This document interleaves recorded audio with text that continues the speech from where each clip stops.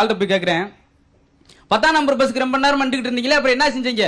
5ஆம் நம்பர் பஸ்ல 2 போயிட்டு வந்தேன். அவன் எப்படி கணக்கு ஈக்குவல் பண்ணி 2 திராட்சை 4 திராட்சை எவ்வளவு? எங்க வாத்தியார் வந்து கொய்யாப்பழத்தை பத்தி நடத்திருக்காரு. நீங்க என்ன திராட்சையை பத்தி சொல்றீங்க?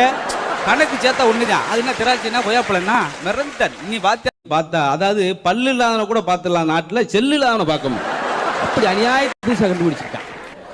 அவள் பார்வைக்கு அர்த்தம் தெரிந்த எனக்கு அவள் பேசிய வார்த்தைக்கு அர்த்தம் தெரியவில்லையே. கடத்தூர்ல வந்துகிட்டு இருந்தேன். அப்போ ஒரு ஆள் கத்தியை கட்டி பணம் கட்டான். நீ என்ன செஞ்ச? குறைச்ச விலையில பேசி கத்தியை வாங்கிட்டு ரூபா கொடுத்துட்டு வந்தேன். அவன் வியாபாரம் பார்த்திருக்கேன். அது ஒரு நாய் 10,000 ரூபா. என்ன அநியாயம் இருக்கு? நாய் 10,000மா? சாதாரண நாய் இல்லைங்க, ரொம்ப நன்றி உள்ளது. இது நன்றி உள்ளன்றதை நான் எப்படி கண்டுபிடிக்கிறது? இது வரைக்கும் 20 பேர்ட்டு வித்திருக்கேன். திரும்ப என்கிட்ட ஓடியா இருந்தா பாத்துக்குவேன். உடம்புல காயம் பட்டிருக்கே, எப்படி காயம் பட்டுச்சு? இதெல்லாம் ஒண்ணுமே சொல்லல. என்ன உடம்புல காயம் பட்டிருக்கு, எப்படி காயப்பட்டுன்னா பேசாம இப்படி ஒரு நடக்கலையா சம்பவம்? எதுக்கியா 15 காலம் மாட போலீஸ் ஸ்டேஷன் ஓட்டி வர? இதெல்லாம் மாட்டு சந்தையா இல்ல மாட்டு பண்ணையா? நீங்க நல்லா லாடம் கட்டுவீங்களாமே. என்ன நினைக்கல்? கண் பார்வை சரியில்லாட்டி பரீட்சை சரியாக எழுத முடியாது. என்ன புரிகிறதா? +2 மாணவர்களுக்கு கண் பார்வை முக்கியம் அப்படின்னு. வேற எதுவும் கேட்க விரும்புறீங்களா அப்படின்னு.